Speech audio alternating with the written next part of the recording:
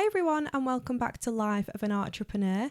This is going to be episode 5, where I'm going to be talking about how to deal with rejection and sort of bouncing back from them setbacks that you might face in your art business. Definitely something that I've been dealing with over the past week or so, which I'll get into. But yeah, I hope you're all doing very well and enjoying the nice British weather that's actually stuck around for the past few weeks, which is unbelievable. Hopefully summer is on its way, especially Sunday. Sunday was absolutely roasting, like scorching. I caught it all on my chest, on my arms. Probably burnt myself a bit, but hopefully it'll turn into a tan. So I don't want to focus too much on like the negatives, but instead make this episode positive and talk about how failure and like setbacks and knockbacks are actually like the quickest and best way to learn and grow in a business.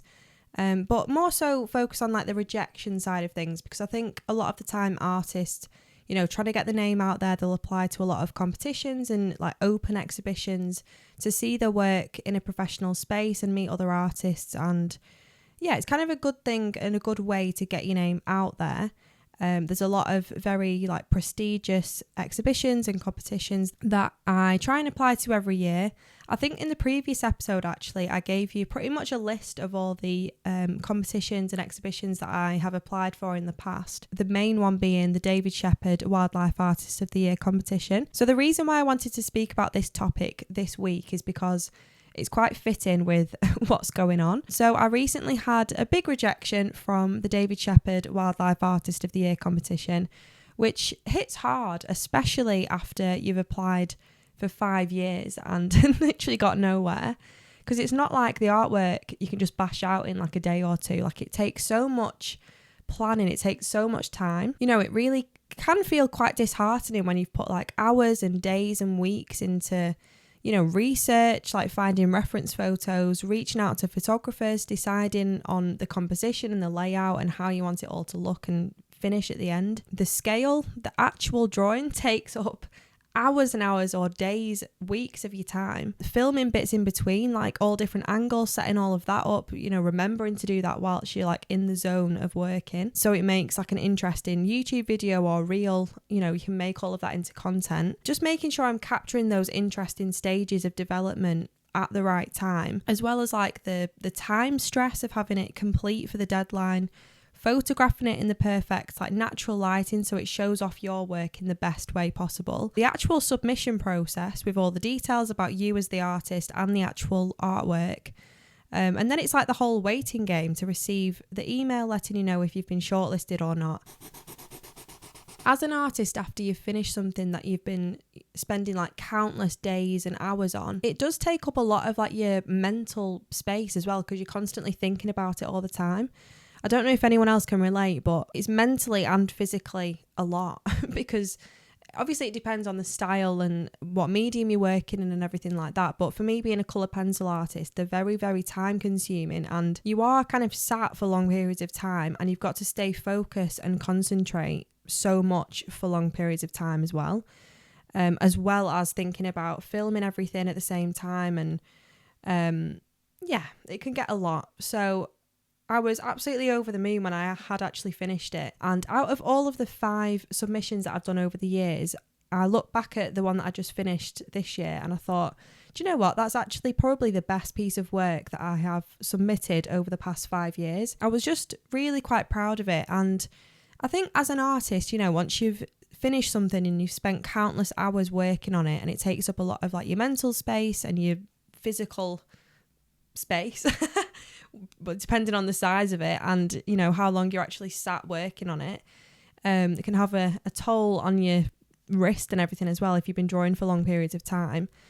You do kind of get a gut feeling once it's finished as to whether it's any good or not. I don't know if anyone else can relate, but when you kind of look back at a finished piece, you kind of go, it's all right, or you start noticing little things that you want to tweak straight away. Or you look back and you think, actually, yeah, like I'm quite proud of that, and I'm happy with how that's turned out. And for the drawing that I submitted this year, that's how I felt. I thought, do you know what? That's probably one of the best pieces of work I've ever done, or that's what I felt like anyway, because I did a whole entire background, which I never really do. So that was a big challenge, but I pushed through and persevered with it, and I was really happy with how it turned out at the end. But yeah, I don't know if anyone else can relate to that. And then that gut feeling is kind of validated somewhat, even more so by like the comments and the words of encouragement from other artists or supporters of your work. So it does in a way kind of fill you with like a slight glimpse of hope, or it did for me this year anyway. Well, to be honest, in previous years it has. You're always got to be hopeful. I think out of everyone, the judges might love your work even if you don't like it.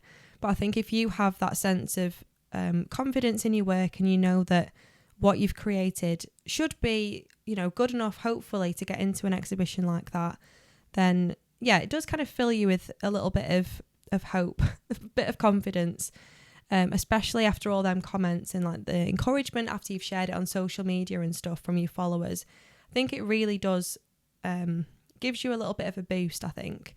But saying that, with me, I always kind of hope for the best but expect the worst in a way. I don't know if that's like a good way to be, but I guess it's just sort of avoiding that disappointment. And I think at this point, because I've been rejected from so many different competitions and everything that I've applied for over the past 5, 6, 7 years, you kind of become a bit more numb to it. Like, I think, right, it is what it is, I'll just get on with it, apply next year with something completely different, or try and submit something to a different competition that maybe likes that realistic style a little bit more, or something that's a bit more local to me. Like, there's so many different exhibitions and competitions out there. It's just kind of finding them and finding ones that will appreciate and love your work. And then with that, you can kind of get that extra bit of exposure and see your work in like a professional gallery space without, putting on your own solo show that would cost thousands. So I actually found out, I think it's last week now actually. I'd literally just got my hair done. I came back home and then the email popped up, and you can't tell if you've been shortlisted or not until you actually click on the email and scroll down. So it read something like, I'm really delighted with all of the entries that we've had this year. I think there was like 1,400 and something, all from different countries, all with a variety of different styles, mediums, sizes, painting, sculpture, drawing, everything you could possibly think of. So it is obviously difficult for the judges to choose what they want in the exhibition and to shortlist different artworks. Like, it must be an impossible task. But yeah, scroll down a little bit more and it said, we're really sorry, but you haven't been shortlisted this year, but thank you for submitting your entry anyway. We're really grateful because, everything, it all goes to conservation anyway. So you've got to think of like the whole bigger picture, and, conservation and helping wildlife and stuff is definitely something that I am interested in. So even though I didn't get shortlisted, I just try to think of the bigger picture. And in that sense, it's kind of, I'm glad that I tried anyway. It's better than not trying and not submitting anything. Because I would have thought, oh, well, what if I submitted something that year? I think it's better to submit something than to not submit anything and then kind of think, oh, well, I could have actually got somewhere this year if I had submitted something. But yeah, I think overall, everyone that submitted an entry, I think we raised about £30,000 for a conservation project. So that's obviously amazing. It's such a good exhibition to go for. I guess although I knew that this was probably by far the strongest work I've submitted over the past 5 years, it just obviously wasn't meant to be. And I was like sad about it for about half an hour, complained to all my friends. I was like, oh, I've not got in again. As I was saying in last week's episode, art is so subjective that rejection doesn't necessarily mean that your work is bad or it's disliked. It just means that the judges might have preferred another piece of artwork because it was slightly different, or so many tiny things can sway them from one to the other, so you can't really take it personally, really. I just try and take the positives from that. So in the past 5 years I've developed so much. I think the positives that do come out of that are obviously my YouTube vlogs, all the content that I can get from doing a really big, like completely different piece than what I usually do. So it's really good for content, for YouTube, for reels. I feel like I can really get stuck into it and kind of experiment a little bit more because it's not a tutorial. A lot of the original artwork that I'm doing now, like all the ones behind me, if you're watching on YouTube, I did all them for tutorials. So literally step by step, layer by layer, and I'm explaining everything as I'm drawing it. So it's a bit more kind of systematic when I do it that way. Whereas when I do my David Shepherd entry piece every single year, I'm completely in my own head with it. I've literally got about 20,000 pencils in my hand, switching from one to the other. I'm trying different scales, like different reference photos that I'm really not used to working with, like just trying to push myself every year and try something a bit different. And with it not being a tutorial, I kind of have that freedom to develop my skills in different ways as well. I did put a video on YouTube after I'd finished the piece that I finished in March, which was my entry for this year. And I think in that video, I spoke about all my previous entries, and I'm sure I put little clips or little like images of those past entries. So if you're interested in seeing what I've submitted in the past and sort of how I've developed over those past 5 years, then go and watch that video. But the first entry I submitted was a really small but very, very detailed monkey. But I ruined it with a watercolour background. I don't know why I did that, but I did all the monkey and I thought it looks too plain. They don't really like the white background. Like, I need to just do something a bit different. So I thought I'll just whap some watercolour on there, put a colour pencil over the top, and it didn't really work. It just looked a bit patchy and it wasn't that great. However, I've still got that piece now, and the more I look at it, the more I think, oh, it's kind of a little bit different. So I don't mind it now, but I think at the time, I kind of knew that it probably wouldn't get shortlisted, and it was my first time entering. So if I got shortlisted the first time, I would have probably thought this is easy, but it's definitely not. I think the second year, I kind of stuck with the coloured background idea, but I changed my surface. So the first time I worked on Fabriano paper, which is what I use for my commissions and a lot of my tutorials. It's my favourite paper ever, the extra white hot pressed Fabriano Artistico paper. But this particular year I worked on pastel matte, and I literally used a full pastel matte sheet. One was like blue and the other one was like a sandy colour. On the sandy coloured one I did like a tiger with a cub, and then on the blue surface I did a really detailed leopard. But I feel like on pastel matte it's kind of difficult to get the detail that you need. There's a lot of other surfaces that are better for helping you achieve that detail. Pastel matte is obviously made for pastels really, not necessarily colour pencils.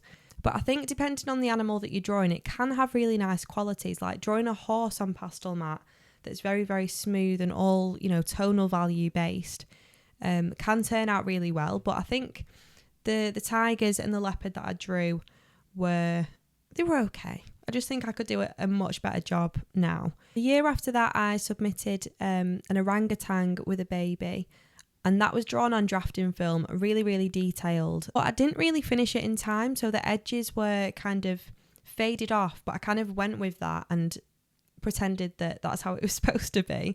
But in reality, it just wasn't really finished. So I tried to like scribble the edges and like fade it off a little bit, but it ended up looking like I'd just done that because it wasn't finished. So again, I kind of knew that it probably wouldn't get shortlisted, but you can always hope because, you know, the judges might see something in it that you've not really seen. They might have confidence in it. They might love it, even if you don't like it. The year after that, I thought, right, I need to do something completely different again. And I'd not long been to Manchester Art Fair, which is full of local artists and galleries all exhibiting their work. And there were so many like oil paintings. And because I used to do painting at uni, like my whole background basically is painting, and I'd not done it for so long, and I'd set myself the goal at the start of that year as well to complete a full painting. So I thought, do you know what, I might do that for the David Shepherd Wildlife Artist of the Year 2023 it was last year. I knew that I wanted to paint an elephant because I knew it would be challenging. I'd not really had much practice painting first, so I thought elephant skin might be actually quite interesting to paint. So found this reference photo. I thought this is the one. It took me probably about a week and a half, 2 weeks, sort of in and around my other work. But I would sometimes spend like full days just on that, like as much as I could, just to get it done in time for the deadline. And you know, with painting as well, you kind of need that time for the layers to dry in between, especially with oil paints. So that really pushed me out of my comfort zone. And, you know, I'd not painted for years, like since uni, which again, looking back, probably wasn't the best idea because I'd not had that practice. I just went straight into it, where I should have just kind of built up my painting techniques and skills a little bit more again before I did a full-on painting of an elephant. But I think sometimes you actually learn more by doing and just going for it. So even though, again, that didn't get shortlisted, I learned loads from that and kind of picked up my painting skills again, which was good. And then obviously this year I did that huge leopard paw. It was like basically the bottom of a leopard. I saw the reference photo and I thought, that's really, really interesting. It's a very different perspective on an animal, because they must get so many entries of just like the faces of, you know, lions, tigers, cheetahs, leopards, like all the popular like wild cats. So I thought I'd use this reference photo as a guide for my drawing, and, you know, the whole different angle and perspective might be something different, something fresh for the judges to look at. But yeah, it obviously wasn't meant to be, and that's fine. I learned so much drawing it, and I think it's actually one of the best pieces of work I've done. So it's not been a waste of time, like, at all. I think it's pointless me submitting like the same type of thing each year as well, when there's so much variety and like incredible work, that I always try and push myself and try something different every year and make sure I have that different approach to the following year's entry, but still have the realistic, you know, qualities and style that I know that I can do well. I think rejection and setbacks are inevitable in growing your art business, or any business, to be honest. It feels so rubbish at the time, but just, you know, see it as like an extra step in your growth and your journey to success, like being a successful artist, or it's that next step in achieving what you want to achieve in your art business. You know, whenever you look at like a graph or like your analytics of anything, so like Patreon, for example, it's always like slightly up and down. Some months it's like very much down, some months it's plummeting right up, but over a long period of time it's like accumulated growth. So yeah, you've just got to keep trying, keep sticking with it, and hopefully we'll get there in the end. I'm not going to let it hold me back or demotivate me. If anything, it makes me more determined to like try even harder and push myself for next year. There's so many competitions and exhibition opportunities out there. This is just one that I've been hoping to be part of for years, for 5 years to be precise, just because it's like, so it's like basically like the Oscars, isn't it, of wildlife art and wildlife artists. It's just such a good thing to be a part of, and every single year I look at everyone's pictures from like the private viewing and the whole exhibition, and I'm like, it looks so good. I'd love to be part of that. It would be such an amazing opportunity to meet other wildlife artists as well that are so successful. Like, I could literally learn so much from them, ask them questions. Like, exhibitions like that are always fantastic places to like network with the people that you want to and the people that you kind of look up to, and make those in-person connections as well, because you can message for so long, but, you know, putting a face to the name and putting the artwork to a face is, you know, that's what exhibitions are all about. Plus the whole thing is in aid of conservation. So yeah, fingers crossed for next year and the year after and so on. Maybe I'll try for another like 5 years, and then well, I probably won't give up, to be honest. I think now it's kind of proving to myself that I can get in there, rather than just absolutely wanting to be shortlisted so much. I think it's just more me proving to myself that I can. But we'll see what next year brings. So if you've ever been rejected from anything similar, or you've had like a recent setback, don't let this take away from your ambition and determination to succeed. Remember, art is subjective, and we'll have like countless rejections in our careers, but with that comes incredible opportunities as we continue to grow our art businesses. So use rejection as fuel for determination. That's a good quote. Another good quote, actually, that I've written down on my notes.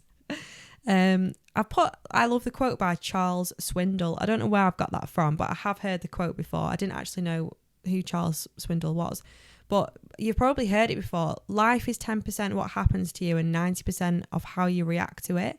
And I think for situations like this, and especially with knockbacks, or when you're just feeling a bit low in your business, or it's not quite going to plan, you know, how you react to it and how you bounce back from that is everything rather than what's actually happened. So yeah, I hope this episode has given you a little positivity boost if you've had any setbacks recently. That's what I wanted this episode to be about, really, not really focus too much on the negatives. So yeah, I hope you've all had a lovely week so far, and I'll be back next week with a brand new episode of Life of an Artrepreneur. If you're watching on YouTube, then please give it a like and subscribe to my channel to see more art-related content, podcasts, vlogs and tutorials. And if you're listening on Apple Podcasts or Spotify, then I'd absolutely love it if you could leave me a 5-star review, because it really, really helps push this podcast a little bit more. And also thank you so much for all of your amazing words of encouragement and comments and everything on my podcast and on this YouTube video, because honestly it gives me even more like motivation to film the episodes and get them out to you every week. I'm really enjoying the podcast life. So yeah, thank you for listening or watching, and I will see you next week.